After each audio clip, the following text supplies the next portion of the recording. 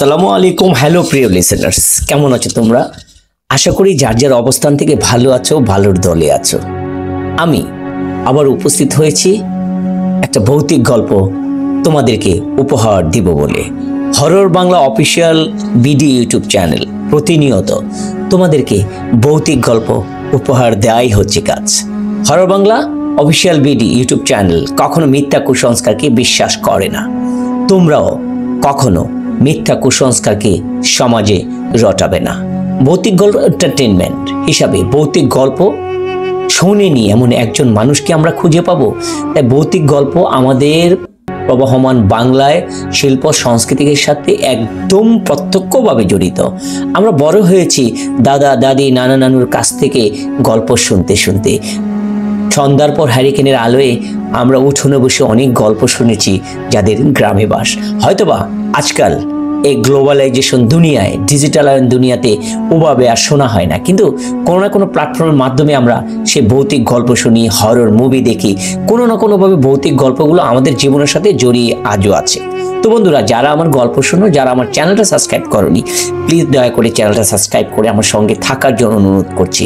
আজকে এপিসোড ভয়ানক পুকুর।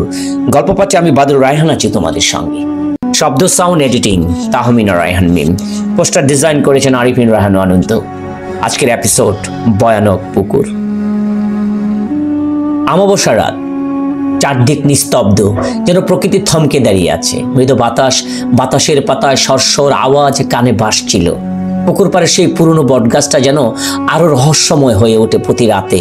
বটগাছের ঝুলে থাকা শিকড়গুলো গভীর অন্ধকারে আরো ভয়াবহ রূপ দেখায়। গ্রামবাসীদের মধ্যে প্রচলিত কাহিনী ছিল, এই পুকুর পাড়ে রাতে কেউ গেলে আর ফিরে আসে না। রঞ্জন গ্রামের সাহসী এক যুবক এই গল্পকে শুধুমাত্র কুসংস্কার বলে মনে করত। তার বিশ্বাস ছিল না ভূতের অস্তিত্বে। একদিন বন্ধুদের সাথে তর্ক করতে করতে সেই বলেই ফেলল, আমি আজ রাতে পুকুর পাড় যাবই, যদি কিছু থাকে দেখা যাবে। বন্ধুদের মধ্যে কেউ তার সাথে যেতে রাজি হয়েছিল না। সবাই বলেছিল, রঞ্জন, জীবন নিয়ে খেলা করতে যেও না, এখানে সত্যি কিছু আছে। ওখানে গেলে রাতের বেলা পুকুর পাড়ে কেউ ফিরে আসে না। হয়তো কেউ জলে ডুবে মারা যায়, কেউ পুকুর পাড়ে মারা যায়, হয়তো বা কোনো না কোনোভাবে সেই বিপদগ্রস্ত অবস্থায় সেই পুকুর পাড়ে থাকে। যুগ যুগ কালচার ধরে সেই গ্রামের অনেক কাল ধরে সেই পুকুরের প্রতি যে একটা ভয় ভীতি কাজ করে, যে পুকুর পাড়ে যাওয়া থেকে শুরু করে দিনে পর্যন্ত সেই পুকুর পাড়ে যায় না। সেই পুকুর পাড় একদম মজা পাড়াগার একটা পুকুর পাড়, মজা একদম অন্ধকার হয়ে পড়ে আছে না ব্যবহারের কারণে। রাত গভীর হলো। রঞ্জন একটা টর্চ লাইট নিয়ে পুকুর পাড়ে যাওয়ার জন্য রওনা দিল। পায়ে পায়ে সে পৌঁছলো সেই ভয়ানক পুকুর পাড়ে। অন্ধকারে এতই ঘন ছিল যে টর্চের আলো যেন ফিকে হয়ে গিয়েছিল। হঠাৎ বাতাসে শীতলতা বেড়ে যায়, পুকুরের পানিতে একটা আলো ঝিলিক দিয়ে ওঠে। রঞ্জন দ্রুত কুঁচকে তাকালো, ওখানে কে?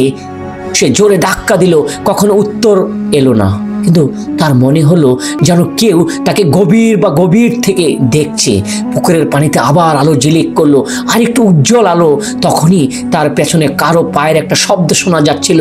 সে ঘুরে তাকাতেই দেখলো একটা ছায়ামূর্তি, মহিলার আকৃতি, লম্বা চুল, এলোমেলো দুটি চোখ রক্ত লাল। রঞ্জনের শরীর কাঁপতে লাগলো। সে চিৎকার করে বলতে চাইলো, কিন্তু গলা দিয়ে কোনো প্রকার শব্দ বেরোলো না। মহিলাটি ধীরে ধীরে এগিয়ে আসতে লাগলো রঞ্জনের দিকে। তার ঠোঁট থেকে মৃদু হাসির শব্দ শোনা যাচ্ছিল। রঞ্জন পিছিয়ে যেতে লাগলো, কিন্তু তার পা যেন জমে গেছে, বরফ হয়ে গেছে, পাথর হয়ে গেছে। একটা পা সামনে এগুচ্ছে না। হঠাৎ ওই মহিলাটির একটা শব্দ, তুমি এখানে কি করছো? কিসের জন্য এসেছো? মহিলাটি ফিসফিস করে জিজ্ঞাসা করলো। রঞ্জন মনে হলো তার শরীরটা যেন বরফ হয়ে যাচ্ছে, একে একে হিম হয়ে যাচ্ছে সমস্ত রক্ত। পুকুরের পানিতে এবার ভিন্ন রকম শব্দ হতে লাগলো, যেন কেউ পানির তল থেকে উঠে আসছে। রঞ্জন দেখতে পেল পানির নিচ থেকে আরো কিছু ছায়ামূর্তি উঠে আসছে। স্পষ্ট তাদের চেহারাগুলো চেনা যাচ্ছে না। তারা সবাই অন্ধকারে দাঁড়িয়ে রঞ্জনের দিকে তাকিয়ে আছে। হঠাৎ মহিলাটি তার হাত বেরিয়ে এলো রঞ্জনের দিকে, রঞ্জনকে ডাকলো। কিন্তু রঞ্জন দেখলো চলন্ত পানির উপর দিয়ে সেই মহিলাটি হেঁটে হেঁটে যাচ্ছে। রঞ্জন টর্চ ছুঁড়ে ফেলে ছুটতে লাগলো, কিন্তু পুকুর পাড় থেকে বের হওয়া যেন অসম্ভব হয়ে দাঁড়ালো। সামনে এগুচ্ছে আর পিছন থেকে মনে হয় তাকে টেনে ধরছে। প্রতিটা দিক শুধু অন্ধকার, আর সেই ছায়ামূর্তি তাকে ঘিরে ফেলেছে চারদিক। কিভাবে রঞ্জন সেই রাতটা কাটিয়েছে সেটা কেউ জানে না। পরের দিন সকালে তাকে পুকুরের কাছে অচেতন অবস্থায় পাওয়া যায়।